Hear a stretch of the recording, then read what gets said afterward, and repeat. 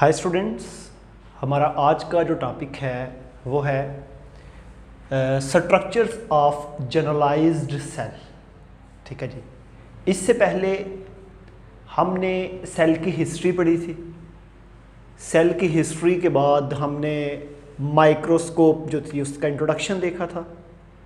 Microscope कितनी किस्म की होती है, इसके अलावा हमारे पास डिफरेंट टाइप्स के सेल्स हमने पढ़े थे।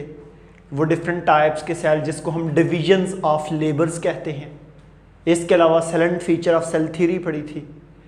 तो आज हम देखते हैं जनरलाइज्ड सेल स्ट्रक्चर्स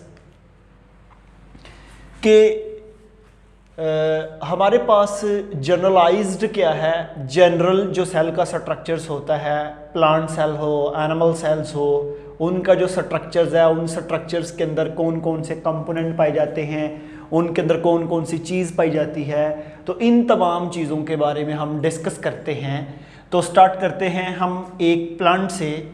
स्टूडेंट्स, मेरे पास एक प्लांट है, ये आपको नज़र आ रहा है।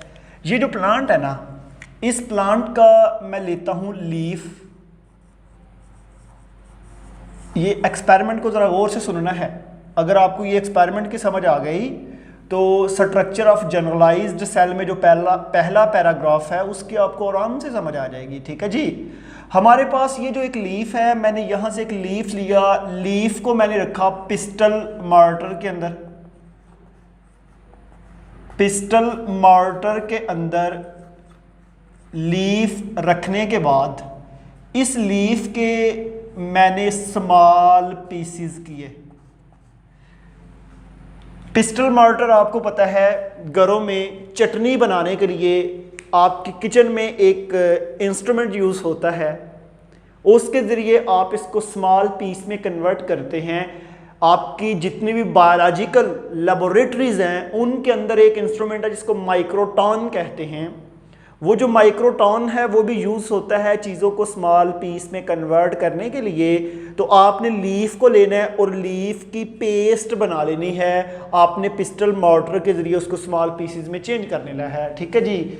जब आपने चेंज कर लिया तो चेंज करने के बाद आपने उस लीफ को नेक्स्ट एक टेस्ट ट्यूब के अंदर ट्रांसफ़र करना है और इसके अंदर आपने सॉल्वेंट डालना है। ठीक है। सॉल्वेंट डालने के बाद आपने इसको नेक्स्ट ले जाना है एक सेंट्रीफ्यूज मशीन में। सेंट्रीफ्यूज मशीन, ये जो हमारे पास मिक्सचर है इसको हम होमोजेनाइज्ड मिक्सचर भी कहते हैं। Homogenised mixture. अच्छा जी स्टूडेंट्स, ये जो होमोजेनाइज्ड मिक्सचर है, जब मैं इसको लेके जाऊंगा सेंट्रीफ्यूज मशीन में, तो मशीन क्या करेगी कि ये जो होमोजेनाइज्ड मिक्सचर है ना, इसको इसके वेट और वेट के साथ इसकी डेंसिटी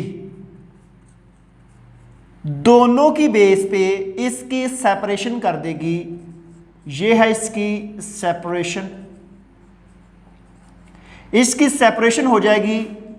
सबसे नीचे राइबोसोम्स का साइज बहुत ज़्यादा होता है। राइबोसोम्स है, ये मैंने डिफरेंट लेयर्स बनाई हैं। सेल के अंदर जितनी भी ऑर्गेनेल्स हैं, ऑर्गेनेल्स का कॉन्सेप्ट आपने चैप्टर फर्स्ट में पढ़ा था। जब मैंने आपको वो सारा टॉपिक पढ़ाया था बायोलॉजिकल लेवल्स, उसमें आपने पढ़ा था कि प्रोटॉन, न्यूट्रॉन, इलेक्ट्रॉन मिलके एटम, एटम मिलके मॉलिक्यूल, मॉलिक्यूल मिलके मैक्रो मॉलिक्यूल और उससे मिलके ऑर्गेनेल्स, ऑर्गेनेल्स मिलके सेल, सेल मिलके टिश्यू। तो बताने का मकसद ये है कि सेल के अंदर बेशुमार छोटी छोटी ऑर्गेनेल्स होती हैं। मैंने किसी लेक्चर में आपको बताया था कि when different macromolecule arrange to each other they form a specific structures called organelles. तो ये हमारे पास ऑर्गेनेल्स जो है इसके अंदर होंगी जो अपनी डेंसिटी की बेस पे, अपने वॉल्यूम की बेस पे, अपने वेट की बेस पे इसके अंदर उसके सेपरेशन होगी, और सेपरेशन के बाद फिर हम उसको लेबल करते हैं, ये फ़लाँ है, ये फ़लाँ चीज़ है, ये फ़लाँ चीज़ है, ये फ़लाँ चीज़ है। तो इसमें होमोजेनाइज्ड मिक्सचर की साइंटिफिकेशन करनी है, स्पिनिंग करनी है, उसको रोटेशन देनी है। रोटेशन के बाद जो है ये डिफरेंट पार्ट्स में डिवाइड हो जाएगा, और इस तरह हमें पता चल जाएगा कि सेल का जो स्ट्रक्चर है उसके अंदर कौन कौन सी ऑर्गेनेलिज जो है वो मौजूद है। ठीक है जी, ये हमारे पास था एक छोटा सा इंट्रोडक्शन सेल के अंदर ऑर्गेनेलिज को देखने का। तो ऐसे ही एक वर्ड आपकी बुक में यूज हुआ होगा, ट्रेडिशनल मेथड्स। ट्रेडिशनल होता है रवायती तरीका। ठीक है जी, हमारा जो ट्रेडिशनल मेथड है उसके मुताबिक अगर हम देखें तो सेल के दो तरह के सेल हैं, एक प्लांट सेल और दूसरे एनिमल सेल्स। उसके बाद फिर ये फंजाई और बैक्टीरिया के सेल डिस्कवर्ड हुए, लेकिन जो हमारा ट्रेडिशनल मेथड्स है, जो पुराना है, जो पुराने साइंटिस्ट का है, आज से 200-300 साल पहले साइंटिस्ट का है, ठीक है, उनके मुताबिक ये है कि दुनिया में दो तरह के ही सेल हैं, एक प्लांट सेल हैं और एक एनिमल सेल्स हैं। जब मैंने आपको emergence and implication of cell theory पढ़ाई थी तो उसमें दो साइंटिस्ट थे, श्लेडन एंड शवान, 1838 और 1839। दोनों ने, एक बोटैनिस्ट था, एक जो था जोलॉजिस्ट था, दोनों ने काम किया, और उस वक्त हमारे पास सिर्फ दो तरह के जो सेल हैं उनका कॉन्सेप्ट था। तो ये हमारा ट्रेडिशनल मेथड है, जो रवायती तरीका है। उसके मुताबिक अगर हम देखें तो मेरे पास दो सेल होते हैं। ये ऊपर जो मैंने सेल बनाया है इसको हम लेबल कर देते हैं जी एनिमल सेल्स है, और एनिमल सेल्स के बाद ये जो हमारे पास सेल्स है इसको हम बोलते हैं वैक्यूल सेल्स। ठीक है, ये हमारे पास दो तरह के सेल्स हैं। जब हम इन दो तरह के सेल्स को देखें, ये जो एनिमल सेल्स है, इस एनिमल सेल्स के देखें जी, मेरे पास ना एक बॉल है ऐसे, उस बॉल को जब मैं सेंटर से काटूं तो उसके दो पीस बनते हैं। एक जो है ये पीस है, समझ आ रही है, इसका ऊपर वाला पीस मैंने काट लिया है, ये एक प्याले की तरह का स्ट्रक्चर, बाउल की तरह का स्ट्रक्चर बन रहा है। जब मैं इसको देखता हूं, इसके सेंटर में है nucleus, Golgi bodies, rough endoplasmic reticulum, smooth, परागिजोम, माइटोकॉन्ड्रिया, सेंट्रियोल, लाइसोसोम, फ्लैजेलम, ये डिफरेंट इसके अंदर ऑर्गेनेलिज हैं। स्टूडेंट आपने कंफ्यूज नहीं होना कि ये क्या वर्ड बोले हैं, ये क्या चीजें हैं। हमने एक एक की डिटेल पढ़नी है, हमने गोल्जी बॉडीज के ऊपर पूरा एक लेक्चर पढ़ना है, लाइसोसोम, परागिजोम, न्यूक्लियस, माइटोकॉन्ड्रिया, जितनी भी इसके अंदर ये ऑर्गेनेलिज हैं, ये आपके चैप्टर 4 के अंदर इंशाल्लाह डिटेल में पढ़ी जाएंगी। ठीक है जी, इसी तरह एक अगर आप इसके साथ एक जनरलाइज्ड प्लांट सेल का स्ट्रक्चर देखें, प्लांट सेल में भी वही ऑर्गेनेलिज मौजूद होंगी जो ऊपर हैं एनिमल सेल्स के अंदर। लेकिन एक चीज याद रखिएगा कि जो प्लांट सेल हैं इसमें सेल मेम्ब्रेन के बाहर एक और मेम्ब्रेन होती है जिसको हम बोलते हैं सेल वॉल। अब यहां पे मैं आपको एक शॉर्ट क्वेश्चन बताने लगा हूं, difference between plant cell and animal cells, दोनों में डिफरेंस क्या है, दोनों में फर्क क्या है। ठीक है जी, जो प्लांट सेल है इसमें एक तो बाहर आउटर मोस्ट एक लेयर होती है जिसको हम सेल वॉल कहते हैं। सेल वॉल के बाद एक बड़ा वैक्यूल है लार्ज साइज का, जो सेंटर से उसने सराउंड, जो सेंटर पे प्रेजेंट है उसको हम सेंट्रल लार्ज वैक्यूल कहेंगे। तीसरी चीज क्लोरोप्लास्ट, क्योंकि ये फोटोसिंथेसिस करते हैं। ये तीनों चीजें, cell wall, large central vacuole और क्लोरोप्लास्ट, तीनों ही प्लांट सेल की बॉडी के अंदर मौजूद हैं। ये तीनों एनिमल सेल्स की बॉडी में मौजूद नहीं होते। और इसी तरह जब हम एनिमल सेल्स को देखते हैं, एनिमल सेल्स के अंदर फ्लैजेलम, लाइसोसोम और सेंट्रियोल, ये तीन ऑर्गेनेलिज एनिमल सेल्स की बॉडी में पाई जाती हैं। ये प्लांट सेल की बॉडी में नहीं मौजूद, ये प्लांट सेल की बॉडी में नहीं पाई जाती। ठीक है जी, तो ऐसे जो है हमारे पास ये दोनों सेल्स को आपने देखा। तो एक इसमें जो है मैं आपको बता दूं कि एक तो इस तरह आपने सेल्स को देखा, प्लांट सेल को और एनिमल सेल्स को। एक मैं आपको और बताऊं short question, difference between prokaryotic cells and eukaryotic sales. ठीक है जी, ये लिख भी लेना आपने। ये दो जो डायग्राम आपको पेज पे नजर आ रही है ना, उनसे पेज नेक्स्ट पेज पे जाएं तो टॉप पे क्वेश्चन लिखना है, difference between prokaryotic and eukaryotic cells. जी, यहां पे आपको मैं दोनों सेल्स का कॉन्सेप्ट अगर दूं तो ये मैं यहां पे बना लेता हूं। ये मेरे पास एक सेल है और ये एक दूसरा सेल है।